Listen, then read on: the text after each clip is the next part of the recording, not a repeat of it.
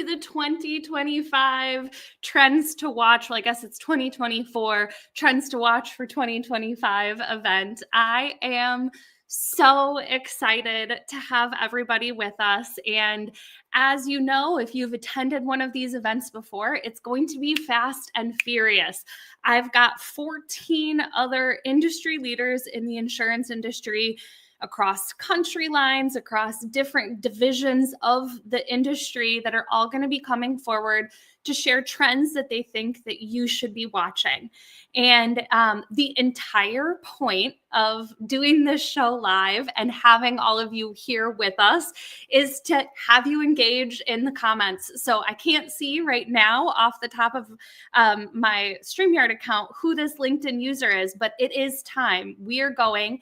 And my favorite part of running all of these events is having you all engage in the comments. So pop into the comments, tell me where you're joining from, what you're most excited for, who your favorite guest might be. I promise no one will take it personally.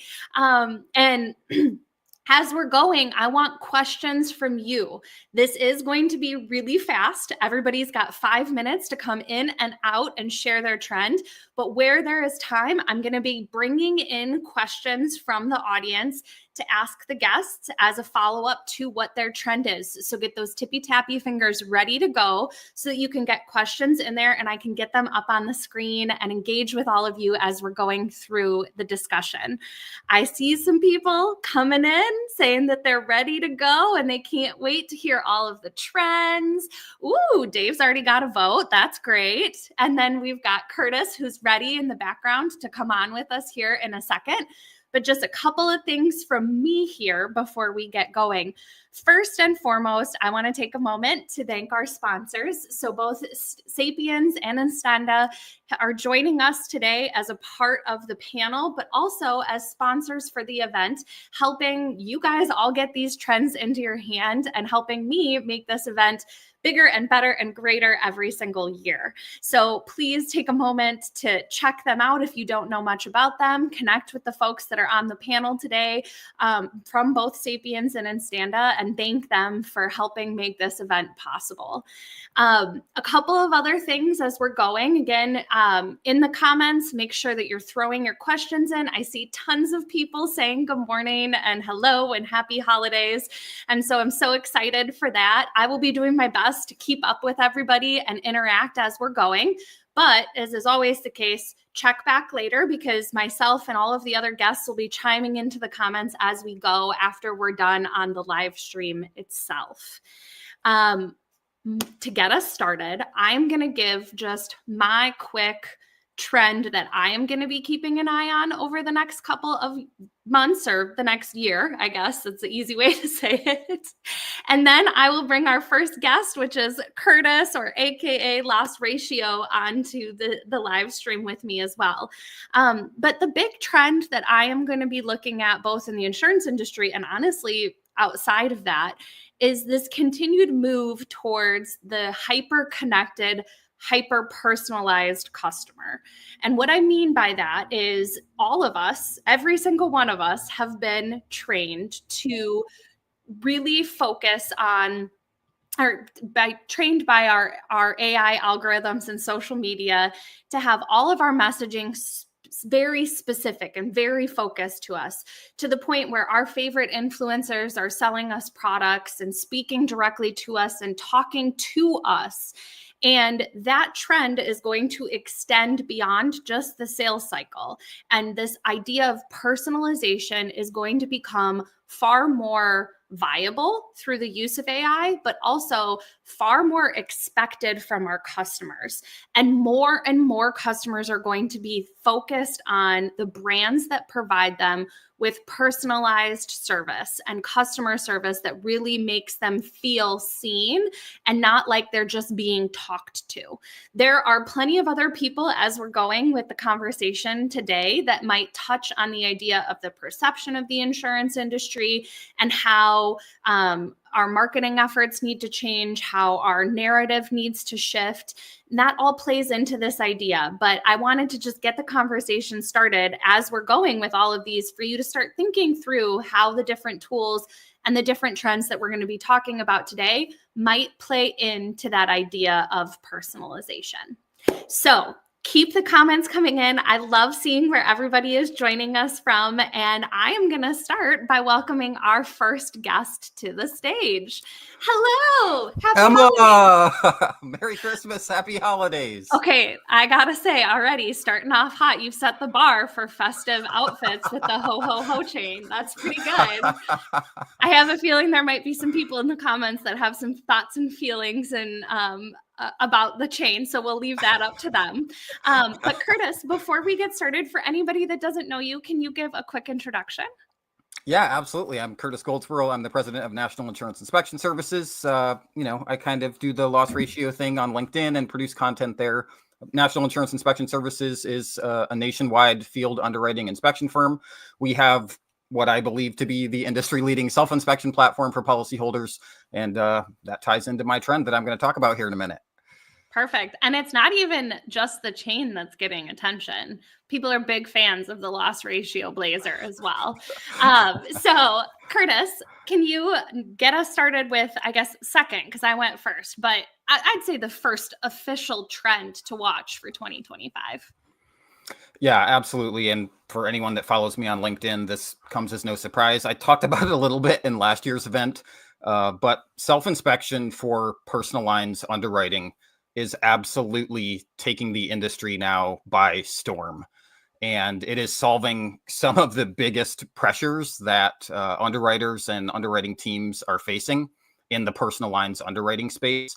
And the momentum here through 2024 has been growing. And now we're kind of at this inflection point going into 2025 where carriers are just jumping on the self-inspection bandwagon left and right. And so now headed into 2025, we have virtually all of the top 10 P&C carriers here in the States that are fully adopting self-inspection workflows for personal lines underwriting. A good majority of the top 25 P&C carriers, and really to the top 50, honestly. And so what that is doing, Emma, is, for personal lines underwriting, it is generating more data for underwriting purposes. It's generating that data faster, delivering it faster to underwriting departments. And it's doing that at a time where it's never been more desperately needed because of the struggles across personal lines from an underwriting profit and profitability standpoint. And so the timing could not be any better for this shift to self-inspection. And probably, one of the biggest benefits is the fact that now you're getting more data, you're getting that data faster, exactly when you need it, and you're able to do that without significantly increasing your underwriting expenses. Self-inspection just really provides that holistic solution. And now everyone's jumping on board, right? Carriers are adopting, agents and brokers are understanding that, hey, this is the future. This is the way that underwriting happens now. It is not going to be, a physical boots on the ground inspector, a third party inspector going out to my policyholder's house. I can encourage my policyholder to do this themselves. It's a quick and easy process, very seamless, and ultimately is a better experience for everyone involved. So I guess you mentioned the idea that carriers are getting much more comfortable with this idea of self-inspection. What have you guys found on the customer side, and how comfortable are customers with playing this role in their insurance life cycle, so to speak? Yeah, it's a fantastic question, Emma. And I will tell you that comfort level with policyholders is growing very, very quickly. I mean, right alongside the adoption of carriers, right? And that's one of the reasons why I'm so excited about this big shift in the industry in that direction, is because the more and more that policyholders are engaged in this self-inspection process, as a whole, homeowners, society at large is understanding that, hey, this is the way that things are done now. And this is the way that things are going to be done, moving forward into the future. And so on a daily basis now, we see literally hundreds and hundreds, thousands every week of policyholders completing their self-inspection across every age category, every demographic. It's just a super simple, quick, and easy process. And quite frankly, policyholders, by and large, enjoy doing it. They want to be actively engaged in that process and understand and ultimately have more transparency and more visibility into what's happening with their insurance. And so that's super exciting to see. Well, great. Thank you so much for joining us. I want to just real quick before we do the switcheroo, there are calls for a loss ratio merch store. So just something for you to keep in mind. Maybe next year when we're back at this event, you'll have like presents for everybody and their family so that everybody can feel really good about repping loss ratio gear. We'll see what happens. Well, thank you for joining me, Curtis. And up next, I am going to welcome Ms. Meg Duty. Welcome. Hello. Hi. Hello. Thank you. I don't have a ho chain, but I did bring a really cute holiday date. I love it. I am so glad that Santa is here with us. And to get us started, can you give everybody a real quick introduction? Absolutely. So I'm Meg Duty, like Emma mentioned, and I'm a senior vice president with Puritan Life, which is an all-cloud insurer, and Canvas Annuity, which is wholly online direct-to-consumer annuity distribution. All right. So can you get us started by sharing a little bit about the trend that you think we should all be watching next year? I can. Emma, the trend I want to share for 2025 is AI's impact on consumer search behavior. So this is a topic we've been thinking a lot about in relation to our direct-to-consumer annuity product and its digital marketing program. But don't tune out if you're an agent or, a carrier that doesn't sell direct-to-consumer. Digital marketing is definitely relevant for everyone. And as an example here, I'll use search page results. So many popular browsers like Chrome have incorporated new AI components into the search page results, which means even a top placed paid search ad will be much farther down in the results. These new AI components can take up to 25% of the search results page. So it's really important for us to focus on our content and our organic performance. If you understand your search demand and can write good quality content in response to it, you'll find yourself back in components like AI answers and back at that top spot in the page. There's so much more to think about here than we have time to discuss. But one more thing I think is really important to add is that these are trends that I'm excited to be responsive to. I think that consumer education, especially in insurance, is critical. So when we have this increased focus on content and, being relevant, being responsive, and having high quality content, I think that's definitely a win-win for everybody. Well, obviously my heart goes towards education and content. Probably. I thought that might excite you. Yeah. Yeah, at the top of the list. I guess one question that I have for you, and I, again, want to encourage everybody chiming in. There's lots of excitement about Santa, but of course, also include any questions that you guys have for the guests as I'm going along here.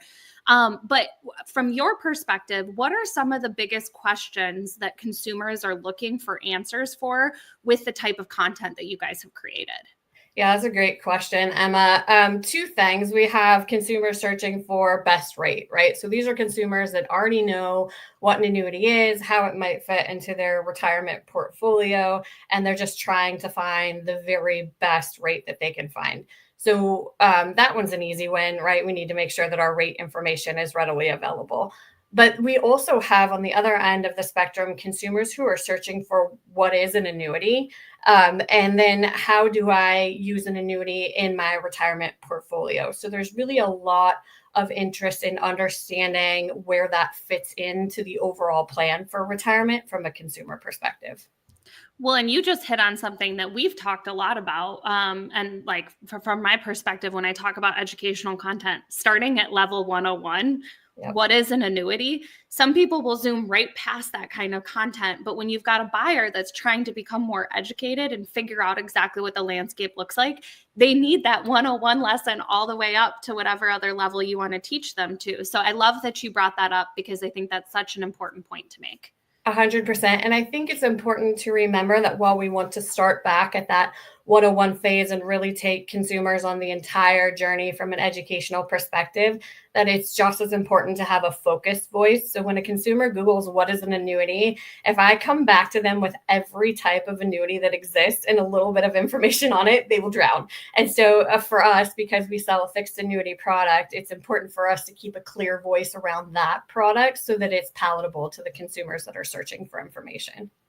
Well, thank you so much for joining me, Meg, and with our rapid fire questions. But go join the chat. I see some people putting hands up saying you're preaching the good word about AI. So thank you for joining us. And now I'm going to bring Miss Cayce up to the stage. Hello. Look at us in our matching Santa hats. How do you do? Merry Christmas. Happy holidays, everybody. Likewise. Can you get us started, Cayce, with an introduction for anyone that doesn't have the pleasure of knowing you? Oh, I'm so excited to be here, Emma. Hi, everyone. My name is Cayce Lynch. I'm the administrative partner at Tyson and Mendez. We are an insurance defense law firm. We are nationwide, and we are very focused at stopping nuclear verdicts and curbing social inflation. Which is obviously a huge issue that I hope everybody is aware of, at least at a high level. But can you share a little bit about your trend? I have a feeling it might have something to do with that. Yes. Well, if you have followed me on LinkedIn, you know I looked into that crystal ball, aka the snow globe, and this is what Santa shared with us. So social inflation is on the rise, okay? What is social inflation? I think everyone probably knows, but very quickly, it's where the cost of insurance and the cost of claims and indemnity is increasing, and it's outpacing economic inflation, okay? And right now we're seeing social inflation's at 8%. That is a 20-year high, and I believe we predict the snow globe predicts that it's only going up.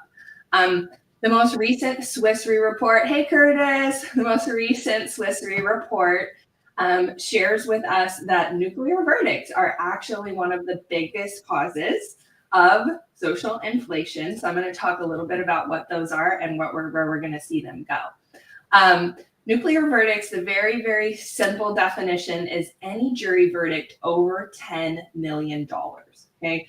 That's just kind of a cut and dry definition, though. What we really like to dig in and look at on these verdicts is the proportion and the reasonableness of it. So is the proportion of the pain and suffering award, is that reasonable compared to the economic loss, right? The property damage, the medical expenses in the case. And in these nuclear verdicts, we're seeing that the non-economic damages is 10 plus times that economic loss in the case, okay? So we are monitoring these across the country. Internally in our law firm at Tyson and Mendez, we monitor these. They are up almost 12% already this year, and the year is not over. That was as November 15th.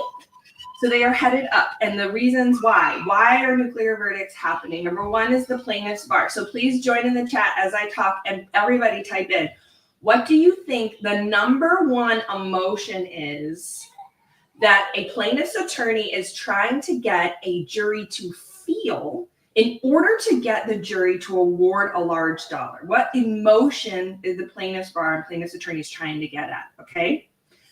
While they have changed their tactics to get at this particular emotion, we're also seeing that the plaintiff's bar is incredibly connected. They are sharing information, they're sharing what works, and they are using AI. Okay, that's a trend for next year. They are using AI to determine, everybody's hitting the nail on the head, anger. I love you all so much. Thank you so much. Yes, anger. Plaintiffs' attorneys are trying to get a jury angry.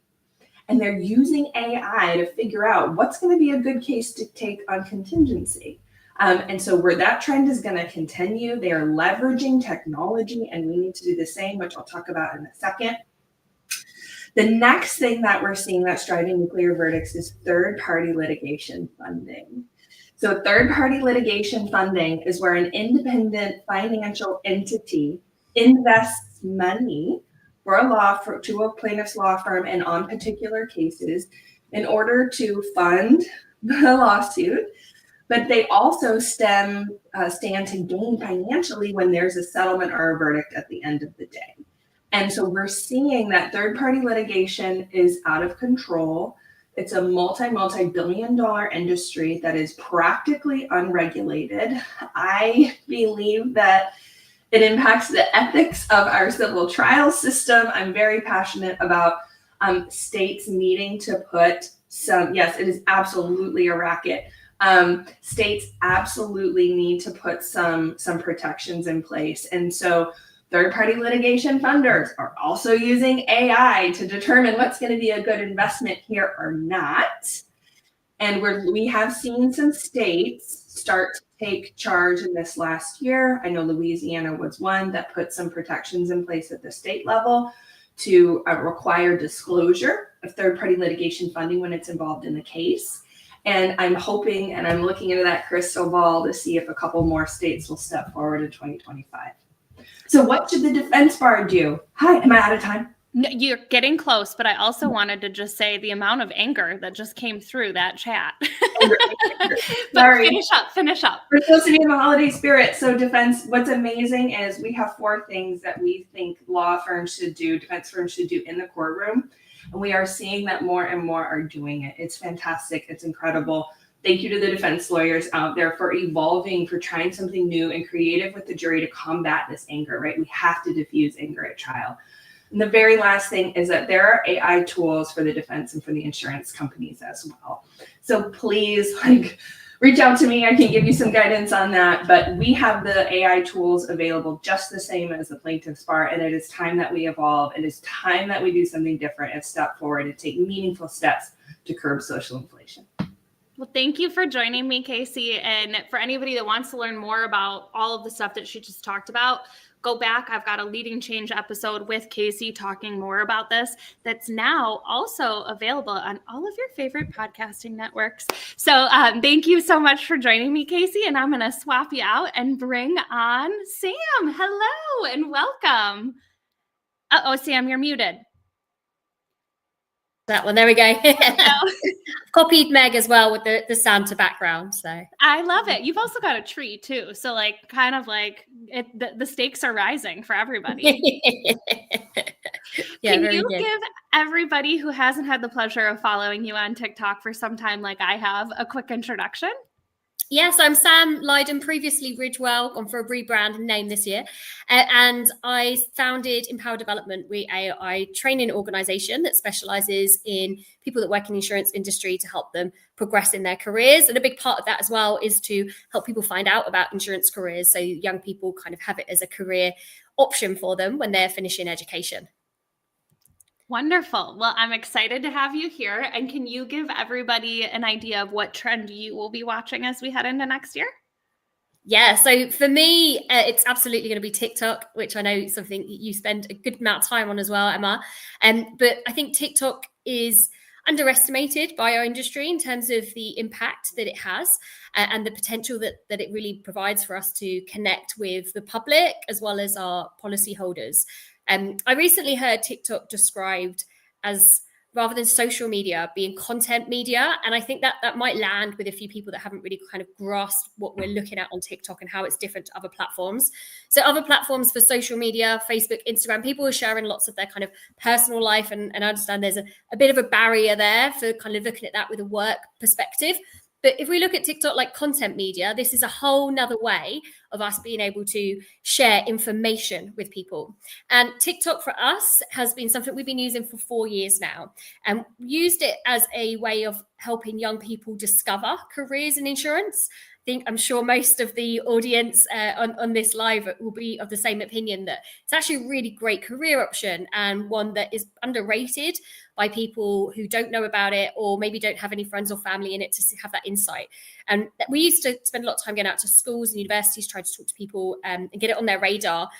And what I found through TikTok is we don't even have to leave the house. Hey, so all of a sudden we can speak to thousands of people, and TikTok's algorithm is so smart, but it will make sure it's going to the right people, because TikTok just wants to keep people on the app. So if we're going to make some content about applying for your first job, going through assessment centers, then TikTok is going to get that content out to people who are applying for their first job and going to assessment centers, which means we've already got a targeted audience in a way that we've never had that kind of quick instant access before. So to date, we believe about 300 people who work in the industry who have used TikTok either to find out about insurance or as part of their research and process to get ready for interviews, going through that process. And just in the last week, we've had something maybe like 300,000 views on a page, which is literally called Insurance TikTok. So there'll be lots of people who find our content accidentally or deliberately, but the people that kind of stay and really want to look for those jobs, they can go through all kinds of playlists to get bite-sized information and help them prepare, and also help them feel confident before starting that role.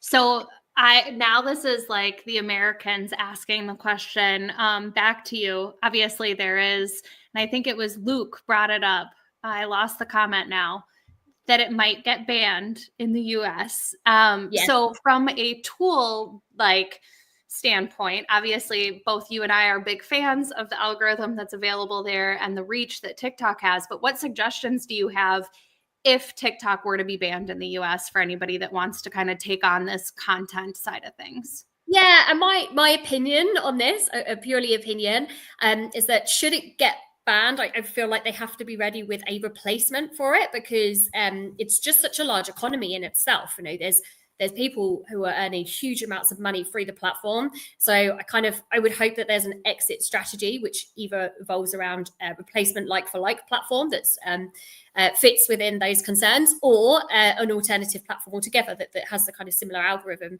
route within it. But the thing is, once you've made a video on TikTok, you can put it anywhere. So I will share TikTok videos on LinkedIn, and actually some of my videos will get much better engagement on LinkedIn, because kind of the video is actually one that will be more suited to a professional or working audience compared to some of the views that I'll end up with on TikTok. So as an editing tool, as a kind of way of catching onto ideas and trends, like we did the passing the phone one recently. So there's some great ways of you coming up with ideas and being able to make really smooth, quick videos. And once you've got those videos, you export them, you've got those MP4 files that you can put anywhere.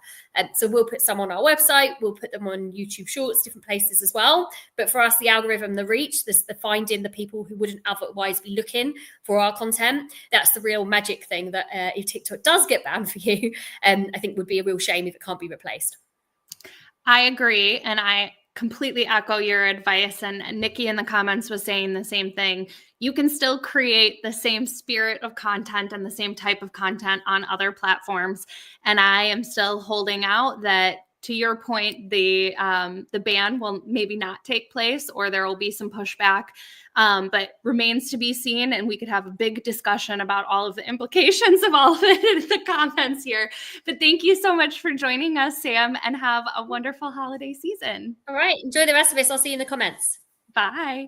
And now we're trading one UK Brit for another. Tim, welcome to the show. Thank you for joining us. It's great to be here, Emma, and it's lovely to see you in action. And we're delighted to be a sponsor of the event. It's fantastic. You've got nearly 1,800 people on the stream, so that's fantastic. I know. I just want to stop for 1 second before I have you do an introduction and say again, like 1,800 people who are all interested and excited about the future and the trends of insurance. It just makes me so happy.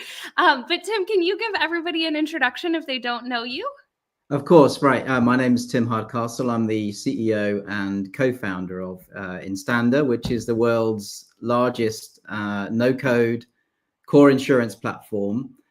We have many clients here in the US that are using our platform now, and also in the rest of the world. And formerly, I used to be a senior executive at an international insurer. So I have deep insurance knowledge, and it's got the scars on my back from how difficult it is to create change in the insurance industry, which is what sparked the need for Instander to be born. Well, the best leaders on the tech side often have the business understanding. So wonderful to have you. And again, thank you again for sponsoring the event.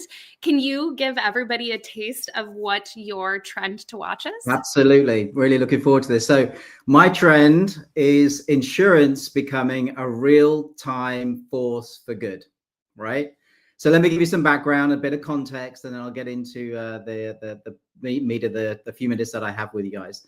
So as we all know, insurance is no stranger to challenges. It started centuries ago and it's grown to a $7 trillion global business, providing a reliable safety net, catching people, protecting assets when life throws a curveball. But as we look to 2025 and beyond, there's much more that the industry can do, right? The world has always seen turbulence, and it's one example where insurance is critical. Let's take a look at, say, natural catastrophes.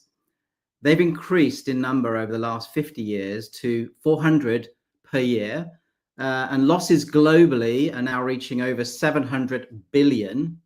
And at the same time, over the last 30 years, particularly the last 10, we've seen rapid advances in technology impacting not just insurance, but all aspects of society. So let's take a look. Let's zoom in at these two things to see how insurance could become and is becoming a real-time force for good. So catastrophes.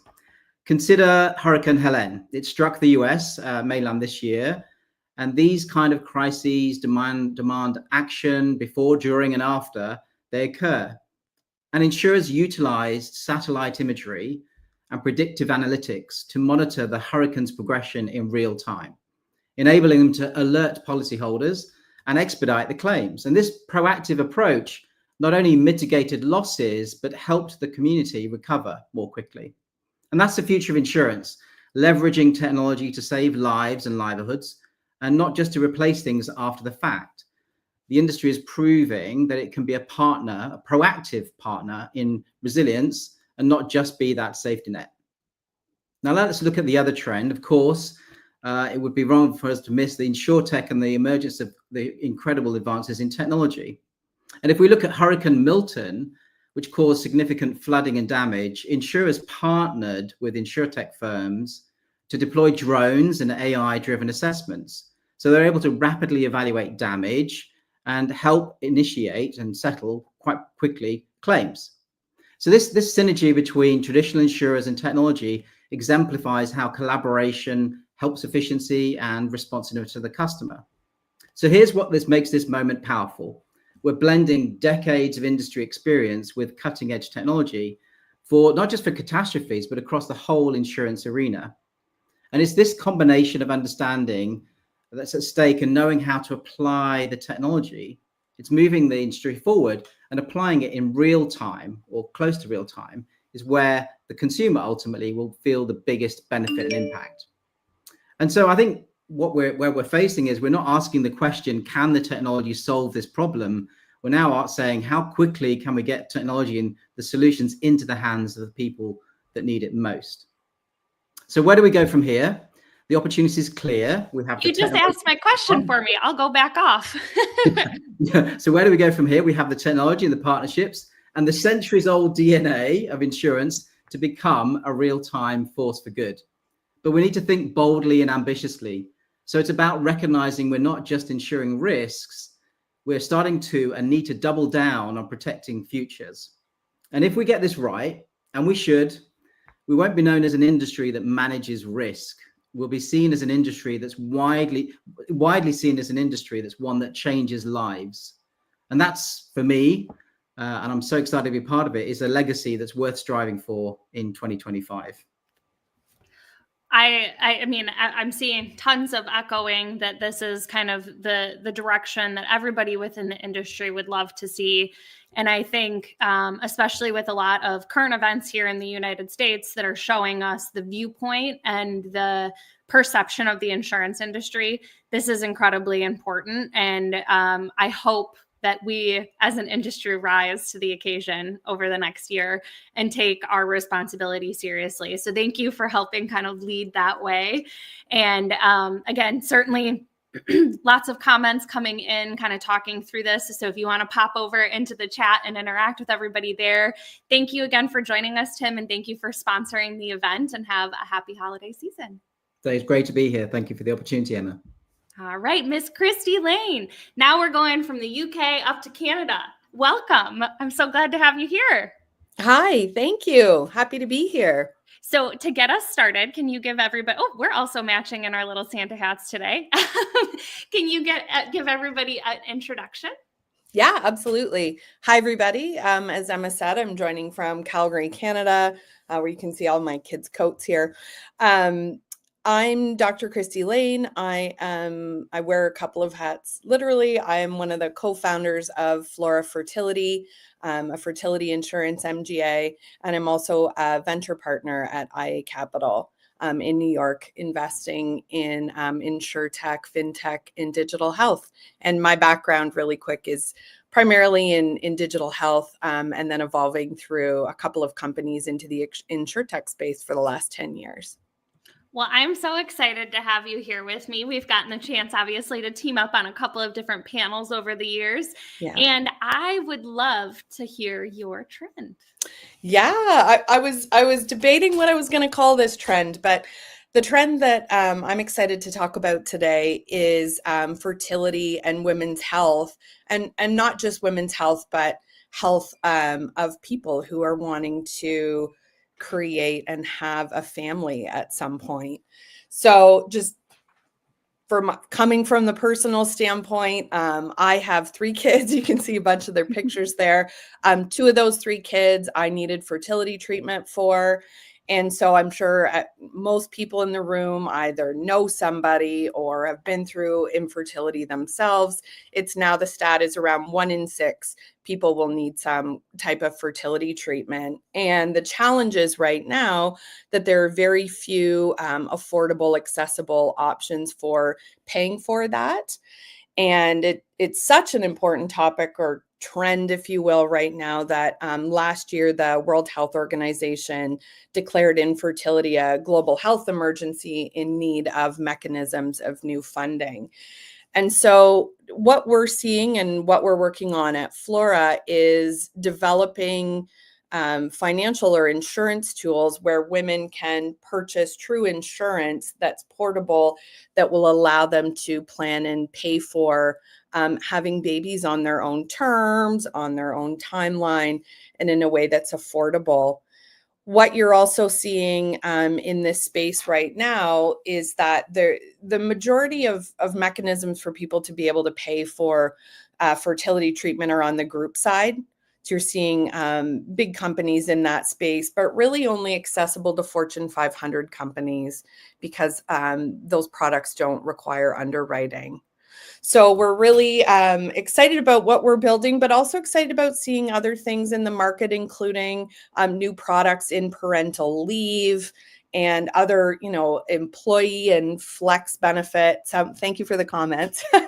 Employee and flex benefits that are allowing women and men to plan and pay for having a family. And the last thing I'll say in terms of this being a trend or an extremely important thing at this stage is with the new, even though I'm in Canada, we're launching our product in the US, and with the new administration coming in, what that's going to lead to is the need for even more personalized, but also private insurance and products for women's health coverage, given the historical trends of the current incoming administration. Well, you already answered one of the questions that I had about the move to the US.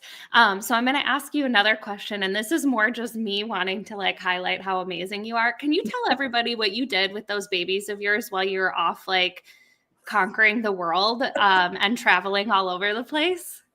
Do you mean taking them with me everywhere? Yeah. I wasn't expecting this question, Emma. I started my first insurtech company while I was on maternity leave. And thankfully in Canada, we have a nice long maternity leave, but I took my baby from Canada down to Silicon Valley. I was working at Stanford for a number of years. I started a lab there and she came with me. And actually my husband stayed home that year, which, speaking of paternal leave and the ability to have flexibility in raising a family, thankfully we were able to do that.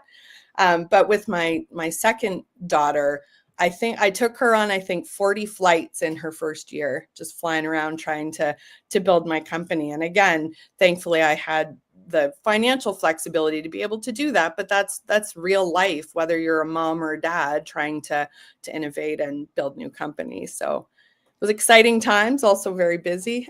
I just always think of, when I think of your kids, I'm not sure if this is a show that you guys watch in Canada, but there's a show called Boss Baby that my children love. And I just think of your children as being the boss babies that are helping set up your legacy for years to come beyond the work that you're doing. Well, yeah. I have 2 daughters, and then I had a surprise baby in my 40s, maybe TMI, but so I'm really excited for my girls and for the future that we're creating for them. Hopefully things will be easier for them as they're trying to do what we're doing, Emma. And I've seen awesome pictures of you and your girls as well. Well, thank you so much for joining us and also sharing a little bit of your story. I can see by the comments that there are a lot of people that really admire the work that you're doing and appreciate it. So happy holidays. Thank you for joining us. And now we're going to bring on Mr. Abel Travis. Welcome to the show. Hey, Emma, it's great to have an opportunity to talk to you, and just really quickly, I'm just loving hearing the stories and the trends, but also the personal stories that's weaved into the trends as well. And, I just want to stop and say thank you for actually bringing 1,800 of the insurance professionals and other professionals together so we can learn more about what trends are expected in 2025. So this is great. Yeah, honestly, this is a dream come true. I am so lucky that this gets to be a part of my job and that I get the chance to sit down with people like you and learn from you. For anybody that doesn't know you, can you start off with giving a quick introduction? All right. Yeah. So I am the Senior Vice President of Affiliate Operations with Brotherhood Mutual Insurance Company. With Brotherhood Mutual, we focus on providing property casualty insurance and then other non-insurance products to the religious institutions and church and Christian church spaces. I also sit on the board of Accord, and I'm an investor and board member in a couple of insurtechs that's focused on AI and technology transformation. Well, I'm so excited to have you here and get the chance to actually, it's virtual, but share a stage with you. We get to work around the same events so often, but I don't think we've ever gotten to sit down and do like a panel or something like that. No, that's a lie. We did once, another time. So can you give everybody an insight into what you're watching for 2025? Yeah, absolutely. So what I'm watching for 2025, I've just been looking at the adoption of AI across the space, right, and all of the industries that we're ultimately serving in insurance. And my trend is, I think carriers are going to have to become much more intentional about AI coverage because the pace of adoption for consumers and businesses has really been unprecedented. And really, even as we look at the past couple of years, it's been fueled by the arrival of generative AI. So when I look at what we're seeing, I might see that the AI risk exposure is here, but the insurance coverage is really unclear. And there's also active case law that's been evolving, and that active case law has proved that so far that AI usage has been the root cause of damages. So when we think about the issue, when we think about what the insurers and the carriers need to focus their attention on, it really is because there's no affirmative coverage grant right now in any of the insurance policies, right? It's something that's silent, right? So you have to really pursue that coverage either under the general liability or under the professional liability. So, we have to, as an industry, focus on whether or not there's a viable product that's ultimately going to be brought to market. And I know that there's a handful of carriers that's trying to build out what that potential viable product is going to be.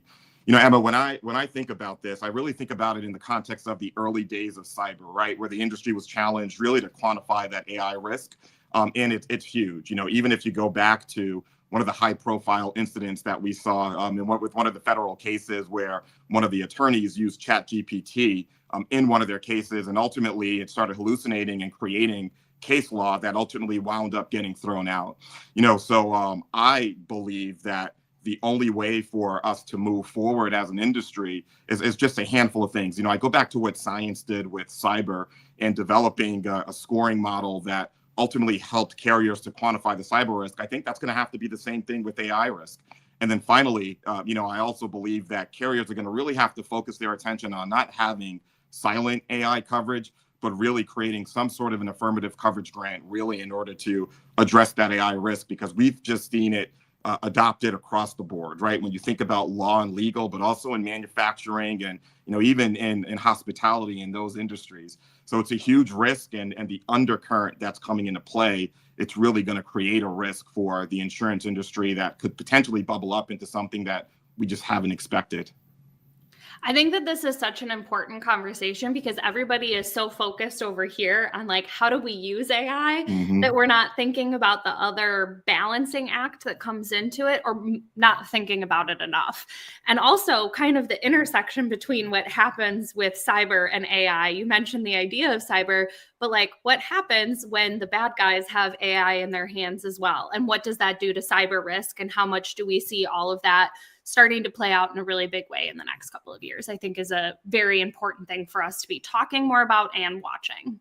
Absolutely. No, I couldn't agree more. And I think that's part of the reason why carriers have to be ultimately cognizant of it, right? And there's the carrier part of it, but there's also the business side, right? When we think about the SMBs, because they're adopting this and they're using this within their practices across the board, not even understanding what the potential risks could be and even how it could potentially drive cyber risk. So, it's something that I think we have to, identify, and we have to be cognizant of as an industry. But the reality is that businesses also have to be cognizant of the risk as well. Yeah. Well, thank you so much for joining me for our rapid fire. I'm sure there will be people with more questions in the comments for you, or maybe we've got another episode of Leading Change in our future together. We can do that. But have a wonderful holiday season, and thank you so much for joining us. Thanks, Emma. Merry Christmas to you. All right. We have got Michelle in the house. Welcome. Hey, Emma. Look at you in your festive background. It's fake, but it looks good. Can you start us off, Michelle, for anybody that doesn't know you and didn't get a chance to see your beautiful photo go viral recently on LinkedIn? Can you give everybody a quick intro? Yeah, I am the Chief Claim and Transformation Officer for Preferred Mutual Insurance Company, a small property and casualty regional carrier in the Northeast. Well, I am so excited to have you here, and I'm like specifically very excited for the trend that you're going to bring forward, because I think that this is a big one. So can you share a little bit with everybody about what you're watching? Yeah. And if anybody that follows me or knows me knows that my signature comment about our industry is that we really tell a terrible story about ourselves. And I think that it's becoming really apparent that we need to start doing a better job. I picked this topic before we had a CEO gunned down in cold blood, and before Joe Rogan said out loud to 15 million people that this is a dirty, dirty business and that the business of insurance is effing gross. So that ought to drive home the fact that we've got to stand up and start making a change and stop letting other people tell our narrative. There's a lot of impacts it has on the industry to just stick our heads in the sand. First and foremost, regulation. I mean, we are the most regulated industry in the world.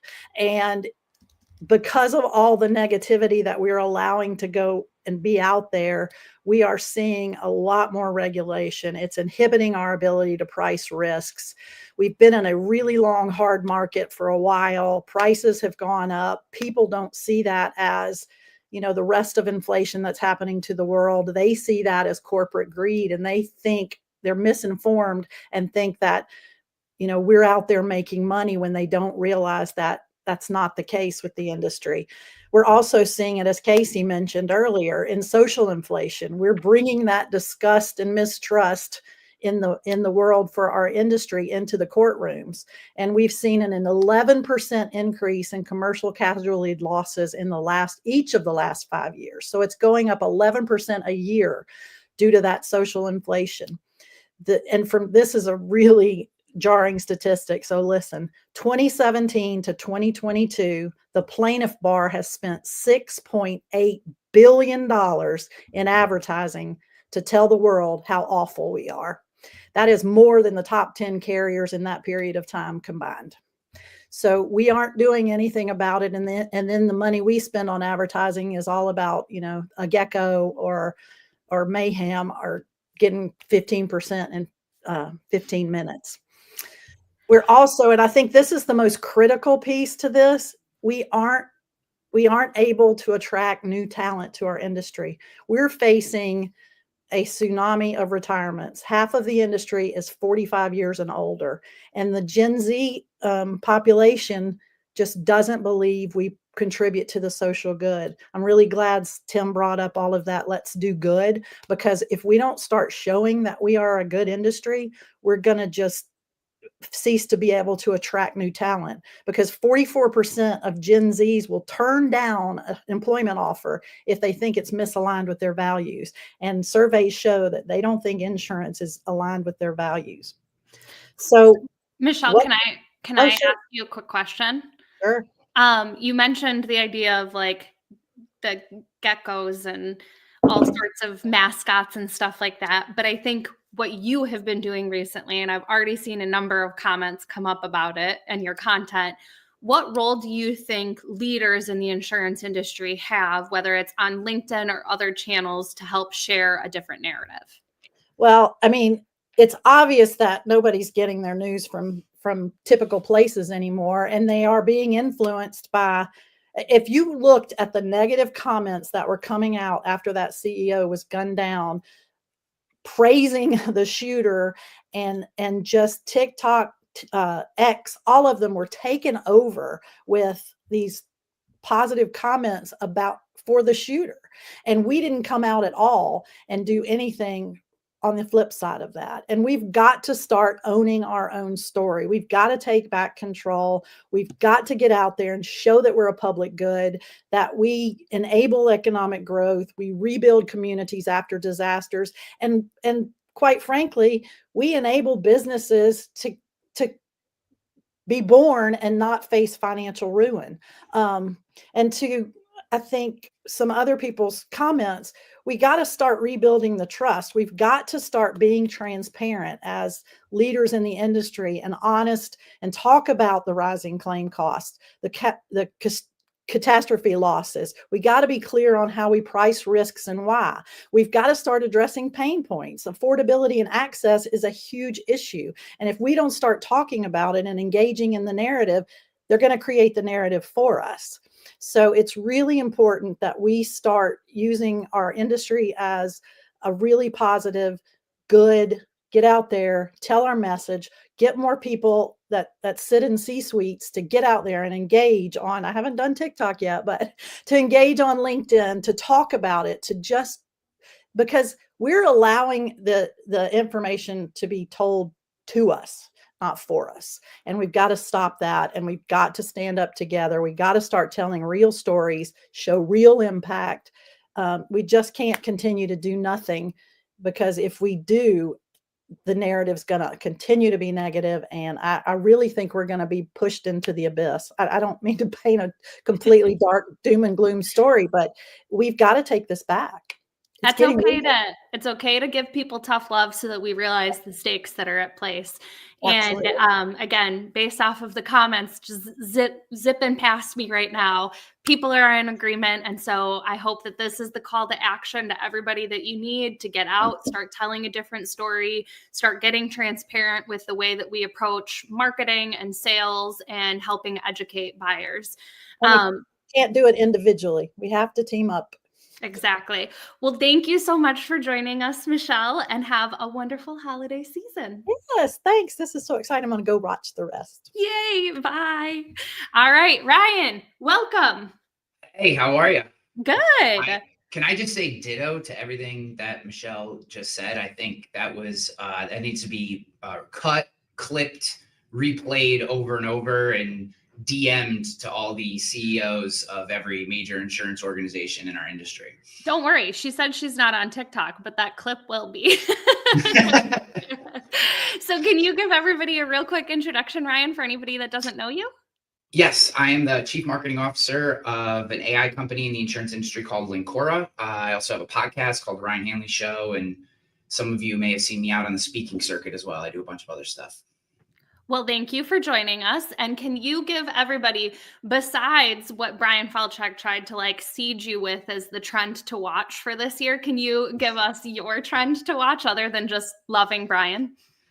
Yeah, I think the move to commercial insurance going to be huge this year. I think many more organizations that have been personal lines heavy are going to move to commercial insurance. And in doing so, there's going to be a rush on the tools that allow agents to more efficiently and effectively write commercial insurance. The personal lines market is tough in many states. It's also become very commoditized.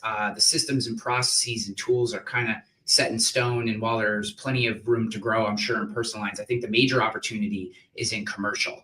And in that vein, making sure that we're moving away from the way commercial insurance has always been written, because we cannot grow at pace using standardized processes that have been in place for the last 40, 100, however many years. We have to start looking at new digital tools, new options, and particularly data sources that allow agents to be more efficient in how they handle this business. I also think that we're going to see in this move to commercial insurance, we're going to see a move away from this, the riches are in the niches idea. That is something that I think a lot of people love to say. It sounds cool. I get to thump my chest. I'm a niche producer. That's wonderful. However, outside of individual income, in terms of agencies and retail operations in general, I think we're going to have to start to move beyond niches and become more broad spectrum commercial lines writers, working with people based more on, as Michelle said, their disposition towards us, how they align with us as a buyer and the culture and the way that we do business, more so than the industry class that we may want to segment them into. So I think this idea of like broadening the horizons and like going, to your point, like towards a different market, how do we make that step? What kind of education do we need to put in place to prepare us for that? Yeah, so I think a lot of this has to do with, first and foremost, streamlining our systems and processes. So having simple tools like a CRM, understanding basic information gathering, having form capture. This is kind of some of the blocking and tackling stuff that we are able to get away with if we're just doing commercial as it comes in. But if we're truly looking to grow that side of our house, we have to put systems and process in place, because even inside of specific industry classes, many different tiers of businesses, different types of businesses and business operations inside of one particular business class can have very different processes for how and where we place them. So thinking through what is going to be a standardized procedure for flowing this business through is first and foremost. Secondly, we have to go out into the market and find tools that are going to provide us with the data that we need to be successful. That can mean everything from lead generation tools, tools that are going to give us contact information, and varying our approach to how we attract that market. If anyone has ever heard anything I've said, I've been trying to get agents to use YouTube as a way of marketing their business for 15 years. None of them do it. Everyone on here will nod and but yeah, I'm going to do it, and none of you will do it. I love that you haven't, because it's massive opportunity for the few that do. And I'm being harsh on you because I want you all to actually go out and actually share your message and attract business through these channels. However, both inbound and outbound, varying the way we go at it, things like cold email, cold calling processes, using YouTube, using lead aggregators, finding referral partners in the market, creating multiple streams of commercial opportunities is going to give us the ability to really grow at scale. So it's putting the system and process in place. You do not need a complex set of tools, but we do need to be a little more strategic in how we actually attract that business in. Just waiting for referrals on the commercial line side is not going to give us the volume that we need to grow. We have to start building into certain marketing activities, and that could be content marketing, it could be social media marketing, it could be reaching out to referral partners or influencers, it could be doing cold calls, it could be doing cold emails, stuff like that, cold email marketing out through like a large list. There's many different ways of attracting business, and being more sophisticated in how we bring it in and more systematic and simplistic in the way that we actually process it through our agency is how we're going to grow the commercial side of our house rapidly and at scale. Well, thank you for joining me. I will double tap on the idea of get going with the content. If it hasn't gotten into your face yet already with everything that we've said, start doing it now. But thank you for joining us, Ryan, and thank you, everyone. Happy holidays. Merry Christmas. All right, now we are headed back up to Canada. Or wait, are you in Canada? I'm in Canada. Okay, you were in the US the other day, so I'm in Canada. Back home. Welcome. Thank you for joining us, Sherif. Can you give Thanks, everybody a real quick introduction?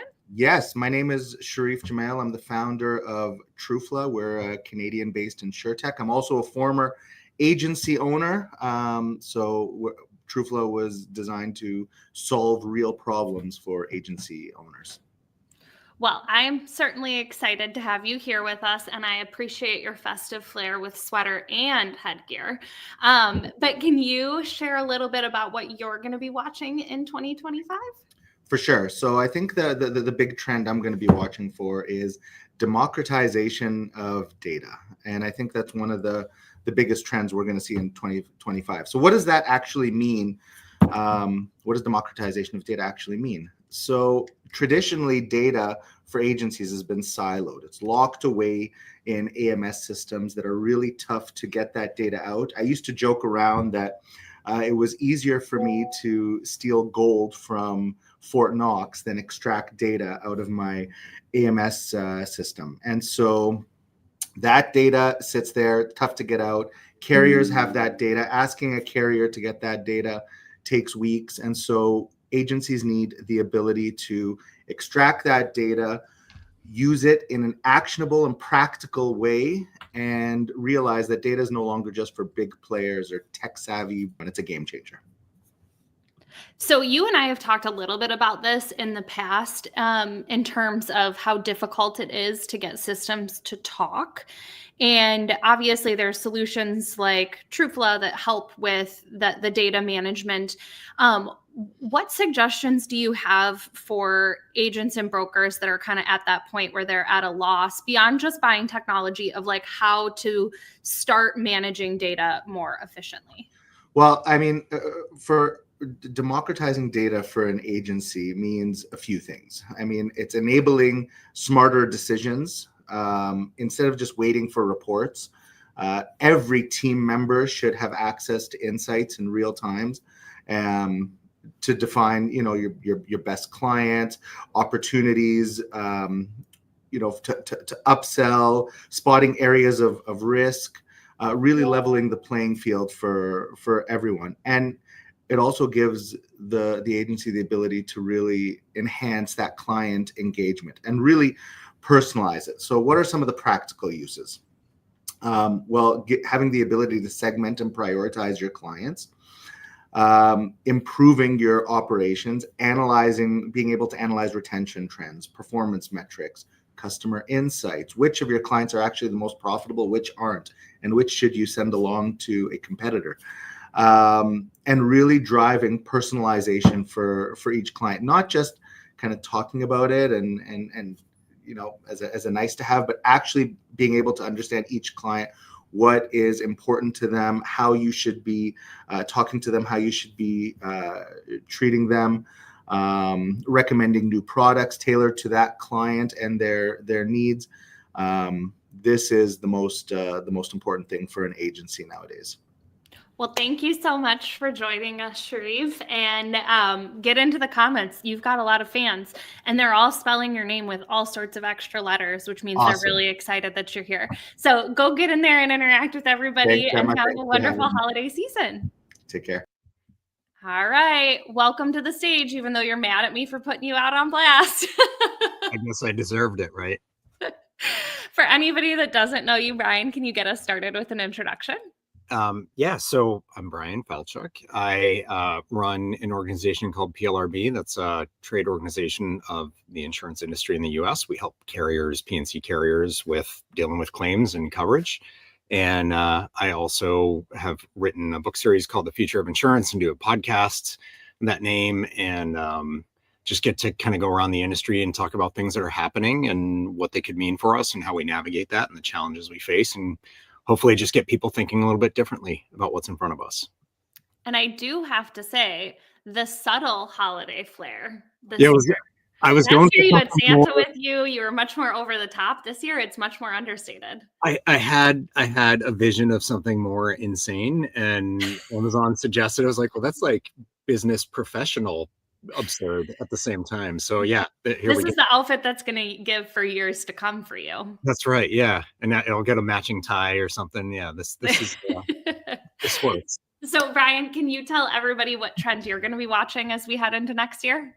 Yeah, and I would just say my trend last year still has not played out, so maybe I could still be watching for that, but I'll talk about what I think actually is front and center and needs to happen. And it sort of builds on some of the comments that were made before, but we came off a really difficult year in 2023 from a profitability standpoint. Dynamically, we're not actually any better than we were. We've just been able to get some rate, and that's helped a little bit, and we've had some respite on some of the loss activity, but not really. It's still kind of hailing everywhere. There were tons of hurricanes and other storms. There were fire losses in places that have never burned before. Those of us, in the Northeast certainly know what that's like all of a sudden, where we wouldn't have in the past. But yeah, we got some rate, and getting rate ain't good enough. So the underlying dynamics are really what is at issue. And so I think for 2025, my hope, and I thought this might happen coming out of 2023, but the stock market shot up. And so a lot of carriers felt less pain than they had been feeling. And the upside of pain is it can cause you to change. I think for 2025, there are carriers who are finally understanding the combination of the exposures we face and the coverage we use to face them, and the way we can price those coverages is starting to not align anymore or be viable.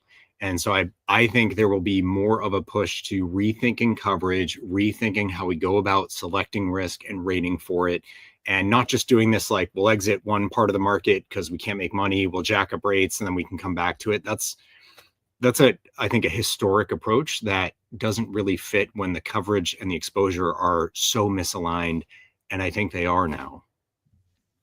So what signals have you seen that carriers have finally kind of woken up to this beyond just the market being at the place that it is? Yeah, I don't think it's smoke signals yet. I think it's kind of like you left your bread in the toaster a little too long and there's like, you smell something a little bit. It's not quite as front and center as it needs to be, but I've had conversations with carriers that are starting to get it. And that's, I think that brings hope. There is a discussion about kind of pushing things around, like not just jacking up deductibles, but okay, but that's not covering people then. So is that viable? Well, if you just jack up rate, that's not great either because they can't afford it. They sort of hate you more for it. And they're still left in a bad spot. And by the way, like Michelle said, you're still not profitable. So even with those rate increases, and I think having gotten a bit of a breather at the end of 2023, 2024 was still really difficult. And it felt like we're always right on this line. Even if we were profitable, it was only a bit and not really enough to make up for the losses from before. So this isn't working. And that's the conversation I'm starting to hear, is a bit more recognition of it. And what's a little bit different now is the tools have evolved. So your ability to rate differently, to stay more on top of those pricing dynamics instead of doing it every 18 or 24 months when you do a rate change, actually having more real-time feedback. The tools are there now. And we have some new kind of conceptions of coverage that are hitting the market. I've talked a lot about Sola and their hail product, that wind and hail that's come out. That's a totally different way of solving this issue that we don't know how to solve. So I think we are starting to see some of the movement. I just would like it to speed up. And the reality is, I think everybody would. Depends how much money you have in the bank and whether your tolerance for those losses is high. I think money's really dangerous because it can breed complacency, and that doesn't lead to long-term success. Well, I think acceptance and acknowledgement, I guess we're at the first step, right? So hopefully a year from now, we'll be having a different conversation about the fact that we've actually seen this come to fruition. Yes. Well, thank you for joining us, Bryan, with the festive collared shirt and all, and have a wonderful holiday season. You too, everyone. Thank you. All right, we're going to bring on Dave. Welcome to the show. Hey, thanks for having me. I appreciate it. Yeah, I feel like I'm kind of on your sweater right now because of this hat.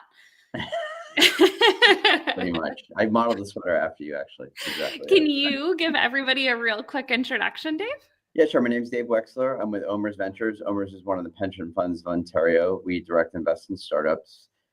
We actually have made 4 insurtech investments over the years, and I sit on about 6 different boards of startups. which include kind of our broader fintech portfolio and our insurtechs. Also, previously, I was the VP of growth at Hippo Insurance. And you also run the InsurTech Wrap, which if I anybody's do, not yeah. I heard think that, you've been a guest host, which I appreciate. Yeah, it's a weekly show on Thursdays. Everybody in the community is welcome to join. Just like you, I'm all about trying to promote community, which you do a great job of. In fact, you were doing it long before I was, so thank you. And I think it's just a great opportunity to meet people. So check it out, insurtechwrap.com. well, I'm excited to get your viewpoint because I think you might be the only one coming from your vantage point on the show today. So can you give us an idea of what trend you are watching in 2025? Yeah, so there's an area of insurance called excess and surplus that has been hot for a couple of years, and I think it's going to continue to be hot. Bryan actually hit a lot of the reasons why a moment ago. Basically, excess and surplus are non-standard insurance products. In the US, most of the industry has been what's called admitted, which are highly regulated kind of form-based products for insurance carriers to offer customers, like homeowners. You're generally buying the same homeowners product from all insurance companies out there. The excess market recognizes, though, that insurance admitted products don't fit all kind of needs. And once a risk has been deemed too outside the box, it can go to the excess market. This was kind of the backwaters part of insurance 5-6 years ago, and it's quickly becoming the mainstream part of the industry. It started primarily in commercial, but now we're seeing homeowners, to a lot of the reasons what Bryan said before, as being actually pretty viable and active space. Areas like wildfire or flood that have difficulty obtaining coverage are now looking to excess markets, as well as new products like parametric, which are designed to kind of create better value for the customer, are also in this excess market sweet spot. So this market, which I think before was very hard to underwrite, very bespoke, very complicated, is becoming, I think, probably the predominant force in insurance. And I think there's a lot of things that the community can do to take advantage of it. And I'll just talk about that briefly. Startups in the space, which we're seeing quite a few, can offer products focused on this, but they can also offer tools and technology. Underwriting and excess and surplus is much more complicated, and as I said before, much more bespoke. So as a venture capitalist who focuses on the space, we're seeing a lot more AI-enabled tools to look at these risks and actually custom underwrite them. We're seeing new data sets and new analytics, and we're also seeing new back-end systems designed to kind of pump that data into regulatory environments so they can be approved quickly. So I think it's a great time to look at the space, and I encourage anyone who's thinking about insurance to look heavily at the excess space. So my quick follow-up question for you, and I'm putting you like kind of on the spot here, but do you have a couple of specific companies that you have seen that are doing some really cool things? Yeah, absolutely. I mean, on the homeowners side, certainly Delos is one that comes to mind. They've been focusing on wildfire. On the parametric side, there are actually a couple. One's called Adaptive Insurance. They're focusing on excess products for parametric products for power outage, that kind of stuff. And then on the commercial side, really the gold standard is a company called Kinsale. I had an investment in a company called Join. There's PathPoint and a few others who are focused on small business and medium business excess and surplus insurance. So it's a pretty hot space right now. And I think it's one of those ones that if you're in the industry, you should be learning about for no other reason than this kind of niche market, 5 years ago, I think is going to become one of the major forces of how people are insured over the next few years. Well, thank you so much for joining us for the conversation, Dave. And again, if anybody isn't a part of it, join InsurTech Wrap, join those conversations when you've got the opportunity. Continue to build on this feeling of live conversations happening on a regular basis. Thanks, Emma. Have a great day. All right. Now, speaking of innovative solutions, I have got Valkyrie with me. Can you say hello to everybody? Hey, how's it going? I'm repping a lot of stripes today. I got my hat on, so it's more muted Christmas, but I feel like it's still giving, so I'm letting it slide for today. Sounds good to me. Can you give everybody a real quick introduction for those that don't know you? Yeah, absolutely.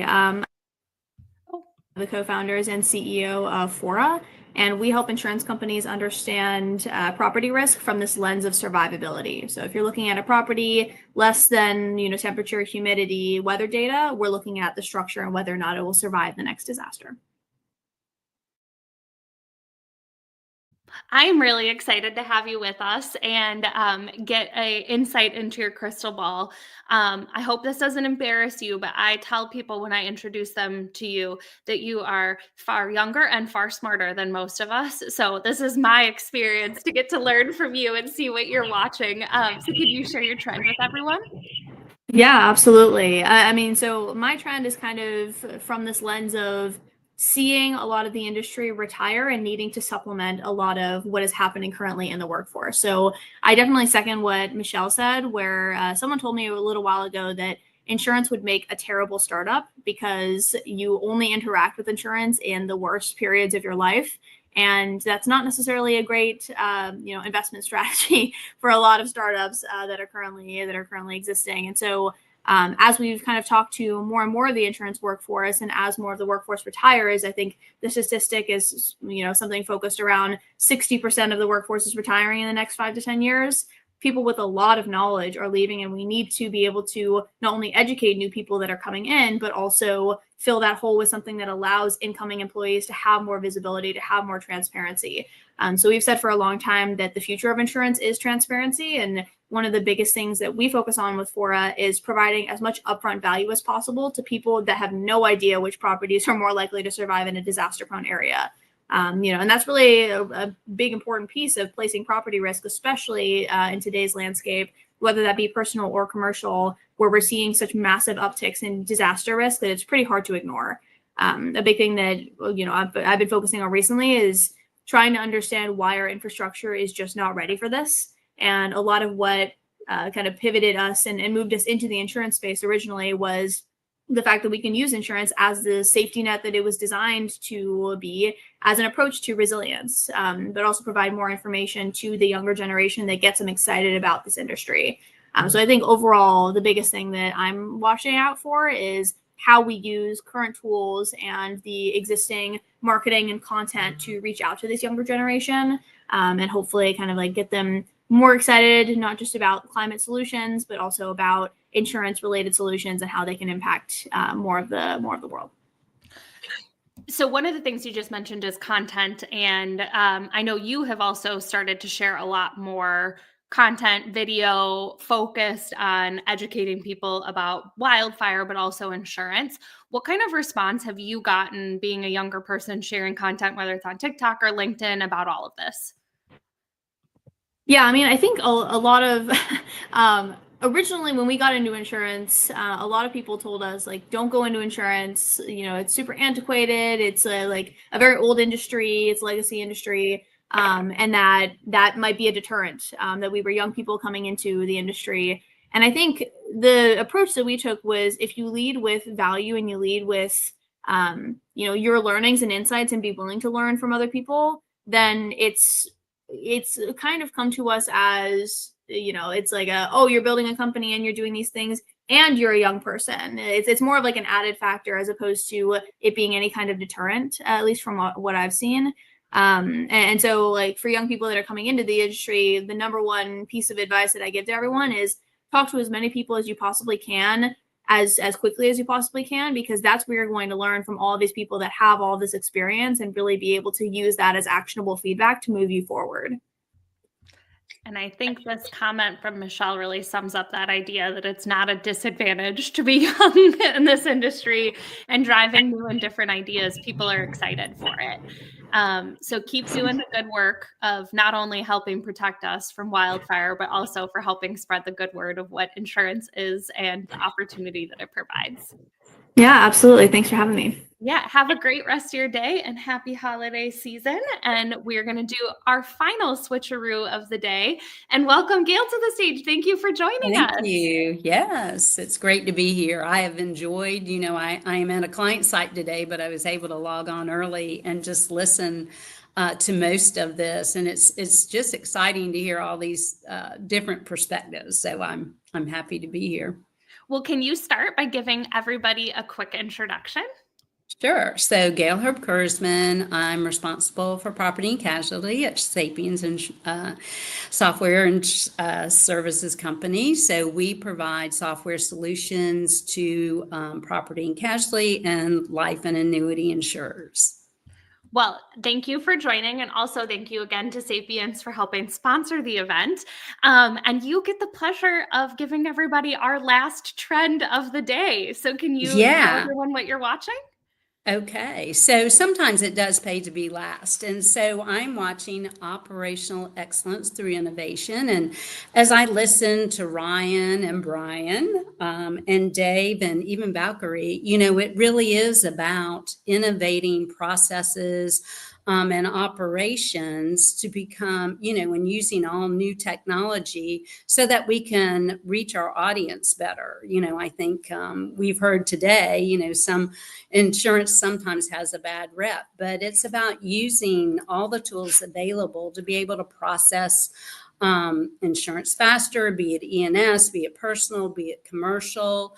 Really taking advantage of things like AI and helping our underwriters, helping our claims adjusters, even helping in pricing. And I think that now, the message to carriers is, these little incremental steps are no longer going to work, right? We've got to really be on the offense on developing a strategy of digital transformation and really evaluating our operations and setting up a plan and quickly adopting these technologies that will help us and also attract a younger workforce at the same time. Well, I'm getting crazy with my buttons over here. You mentioned this idea of incremental change no longer being an option for us, and that we need to get more agile and, for lack of a better term, quicker at adopting these types of tools. What suggestions do you have for carriers that feel like maybe they have been in that slow incremental change in order to accelerate? Yeah. So to me, I think the best way to do that is to set a strategy, have someone at your company responsible for it, but really get some trusted partners. There's so much technology that's already been developed, so many insurtechs that can really help you speed up this adoption. Take advantage of what they have to offer and their knowledge from working with other carriers so that you can quickly adopt these things. And you really do have to, get an agile methodology in your company to do it, and learn that you can, continue to add things, but don't be afraid to try things. And like I said, I think the biggest, way to be successful is to take advantage of all these great offerings out there that insurtechs have developed. Well, thank you so much for joining me for the conversation, Gayle, and being the last guest on today. And have a wonderful holiday season. Thank you. And with that, everybody, we have reached the tail end of our LinkedIn Live extravaganza. I do want to take a moment one more time to thank our sponsors for the event and helping make all of this happen. So Sapiens and Instando, and again, please take some time to learn a little bit more about their solutions and how they are helping drive all of the trends that we discussed forward. And with that, my last message to everybody is thank you so much for joining us for the discussion.